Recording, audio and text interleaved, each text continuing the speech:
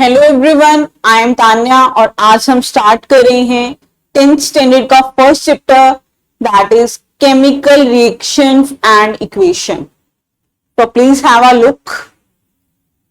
तो देखिए स्टूडेंट्स, हमें करना क्या है, यहाँ पर रिएक्टेंट को किस में कन्वर्ट करना है, प्रोडक्ट में कन्वर्ट करना है।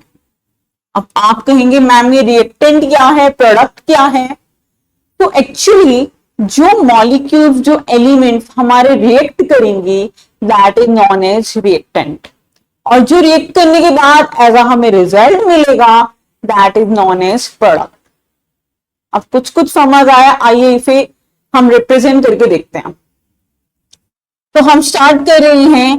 मान लीजिए मेरे पास है magnesium, I have a magnesium ribbon, और मैंने क्या किया, उसे कंबस्ट किया है, बर्न किया है in the presence of oxygen.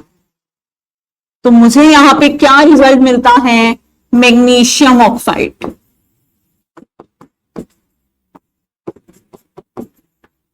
तो देखिए स्टूडेंट्स, आपने क्या किया, मैग्नीशियम को रिएक्ट कराया ऑक्सीजन के साथ और आपको एज अ प्रोडक्ट क्या मिलता है, मैग्नीशियम ऑक्साइड। तो जो आपके लेफ्ट हैंड साइड वाले हैं which react that are known as reactant, और जो आपको एज अ रिजल्ट मिलेगा आफ्टर द रिएक्शन वो आपका क्या होगा, मैग्नीशियम ऑक्साइड में आप उसे क्या कहेंगे, प्रोडक्ट कहेंगे। इन शॉर्ट मैं ये बोल सकती हूं कि जो एरो के लेफ्ट हैंड साइड वाला होगा that is reactant and arrow के राइट हैंड साइड वाला होगा that are product. But now the question is कि ma'am chemical reaction, chemical equation क्या होती हैं। तो आइए अब इनका आंसर फाइंड आउट करते हैं। तो जैसा यहां पर लिखा, मैंने कंप्लीट नेम लिखा है मैग्नीशियम प्लस ऑक्सीजन, आपको क्या दे रहा है, मैग्नीशियम ऑक्साइड। मीन्स जब मैंने इसको कंप्लीट रिप्रेजेंट किया, this is known as chemical reaction. तो केमिकल रिएक्शन का मतलब क्या हुआ कि जब मैं क्या कर रही हूं, हमारे जो एलिमेंट रिएक्ट कर रहे हैं, रिएक्ट करने के बाद प्रोडक्ट बना रहे हैं, उसको उसकी कंप्लीट नेम से रिप्रेजेंट किया, that is known as chemical reaction. Okay, तो अभी केमिकल इक्वेशन क्या होगा। एक्चुअली केमिकल इक्वेशन में हम क्या करते हैं, इसकी रिप्रेजेंटेशन बहुत ही ब्रीफ में करते हैं, like a short hand representation. अब किन के टर्म्स में करेंगे, एलिमेंट्स के टर्म में करेंगे या फिर कंपाउंड के टर्म्स में। तो देखिए यही रिएक्शन है, मैं इसको लिख देती हूं इसकी फॉर्म में, Mg plus oxygen is represented by diatomic form O2 give MgO। तो जब मैंने इसको इस तरीके से लिखा, इसका नेम क्या होगा, that is known as chemical equation.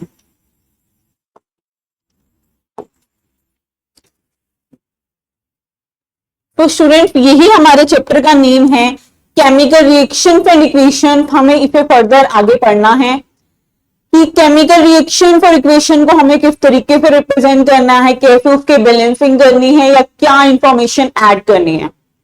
तो लेट्स स्टार्ट। तो सबसे पहले आते हैं डेफिनेशन पे। केमिकल रिएक्शन को हमने कैसे डिफाइन किया, it is a process in which new substance are formed. बिल्कुल ये बात ठीक है कि हमारे पास क्या होगा, एक नया सब्सटेंस बनेगा, रिएक्टेंट रिएक्ट करेंगे तो एक नया प्रोडक्ट ही बन रहा है। आगे देखिए, विद एंटायरली डिफरेंट प्रॉपर्टीज। अब कहते हैं जो प्रॉपर्टीज होंगी वो एंटायरली डिफरेंट होगी as comparison to reactant. Means जैसे आपने लास्ट टाइम देखा, जब मैंने मैग्नीशियम की रिएक्शन कराई ऑक्सीजन के साथ, मैग्नीशियम एक मेटल है, ऑक्सीजन एक गैस है, तो आपका क्या बना, मैग्नीशियम ऑक्साइड एक कंपाउंड बना है, एक न्यू कंपाउंड बना है जिसकी प्रॉपर्टी टोटली क्या होगी, डिफरेंट होगी as comparison to magnesium and oxygen. तो यही है आपकी प्रॉपर डेफिनेशन। आइए इसका नेक्स्ट एग्जांपल करके और इसको अंडरस्टैंड करते हैं। तो नेक्स्ट एग्जांपल मैं यहां पर लिख सकती हूं H2 प्लस O2। ओके, यहां पे हम केमिकल रिएक्शन कर रहे हैं तो मैं इसको कंप्लीट फॉर्म में लिख लेती हूं, हाइड्रोजन प्लस ऑक्सीजन मिलके क्या बना रहे हैं, वाटर बना रहे हैं। तो एरो के लेफ्ट हैंड साइड वाले आपके रिएक्टेंट है, एरो के राइट हैंड साइड वाले आपके क्या है, प्रोडक्ट है। अब रिएक्टेंट ने बनाया प्रोडक्ट, अब क्या बोला, केमिकल रिएक्शंस में आपका नया सब्सटेंस बनेगा, बिल्कुल बना है, water is a new substance, जो प्रेजेंट नहीं था अब बनाया हमने, जिसकी प्रॉपर्टी क्या होंगी, टोटली डिफरेंट होंगी। मीन्स देखिए अब कैसे हमने प्रॉपर्टी का आइडिया लगाया। हाइड्रोजन है, hydrogen is a combustible gas, it can combust easily. Oxygen की बात करते हैं, oxygen is a Sportster of combustion, ये एक्चुअली कंबशन को स्पोर्ट करता है। अब हमने इन दोनों को रिएक्ट करवाया, ये जो इनके प्रॉपर्टीज हैं, हमने क्या किया, इन्हें रिएक्ट करवाया और मिलके क्या बन रहा है, वाटर बन रहा है।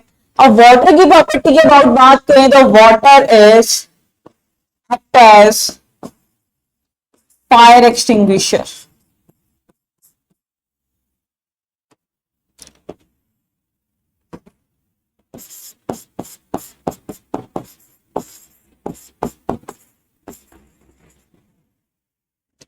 तो स्टूडेंट्स जैसा आपने यहां पर देखा कि हाइड्रोजन एंड ऑक्सीजन मिलकर वाटर बना रहे थे and properties of reactant and product are totally different, यही चीज कही about the chemical reaction.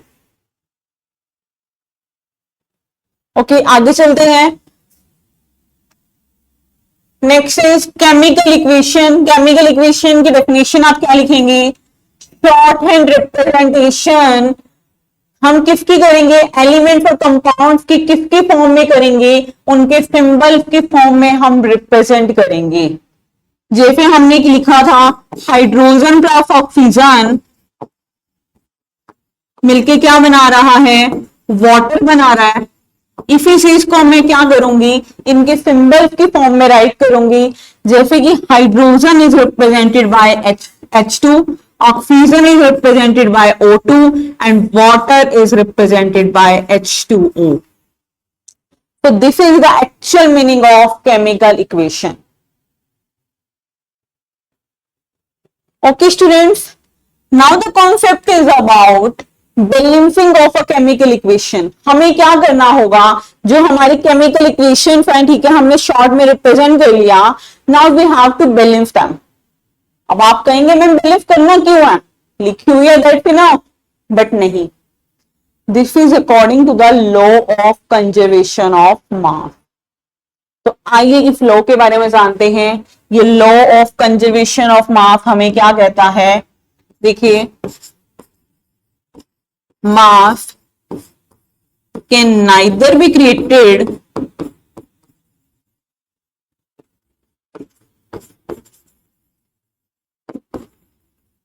nor be destroyed.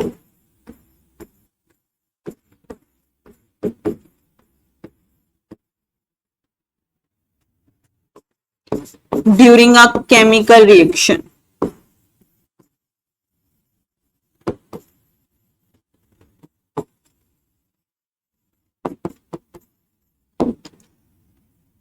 तो क्या कहता है ये लॉ, ये कहता है कि जो आपका मास है ना तो वो क्रिएट हो सकता खुद से, can neither be created nor be destroyed during a chemical reaction. वो जितना हमने आपको एज ए रिएक्टेंट दिया है उतना ही प्रोडक्ट मिलेगा, means there will be no wastage. तो जैसे हमने देखा रिएक्टेंट मिलके क्या बना रहे हैं, प्रोडक्ट, तो लेफ्ट हैंड साइड का मास आपका क्या होना चाहिए, प्रोडक्ट की यानी राइट हैंड साइड के मास के इक्वल होना चाहिए। तो हम इस तरीके से लिख सकते हैं, mass of reactant must be equal to mass of product.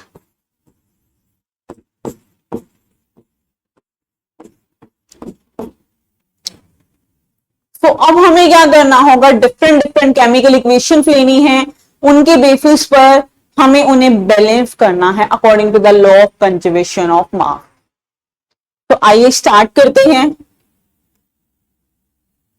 तो फर्स्ट एग्जांपल गिवन है Zn, मींस कि जिंक आपका मेटल गिवन है, मेटल आपका रिएक्ट कर रहा है सल्फ्यूरिक एसिड के साथ to form zinc sulphate and hydrogen gas. अब हमें क्या करना है, लेफ्ट हैंड साइड और राइट हैंड साइड काउंट करना है कि हर एलिमेंट बैलेंस है या नहीं, and if it is not balance हमें बैलेंस करना होगा, वो भी कौन से मेथड से, हिट एंड ट्रायल मेथड। हम यहां पर यूज कर रहे हैं हिट एंड ट्रायल मेथड। तो आइए इसे अप्लाई करते हैं। यहां मैं हेडिंग डाल रही हूं लेफ्ट हैंड साइड, ये है आपकी राइट हैंड साइड। तो देखिए स्टूडेंट, जिंक जो है लेफ्ट में कितने प्रेजेंट है 1, राइट में कितने प्रेजेंट है 1।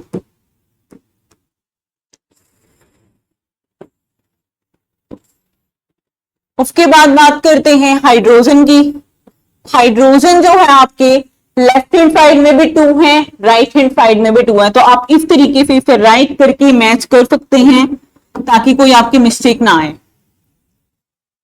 नेक्स्ट इज FO4, ये आपका एज इट इज प्रेजेंट है, तो आप इसे अलग अलग भी ले सकते हैं। सल्फर आपका लेफ्ट हैंड साइड में भी 1 है, राइट हैंड साइड में भी 1 है, यानी ये बैलेंस्ड है। The next one is oxygen, left hand side में भी आपके 4 प्रेजेंट है, राइट हैंड साइड में भी 4 है।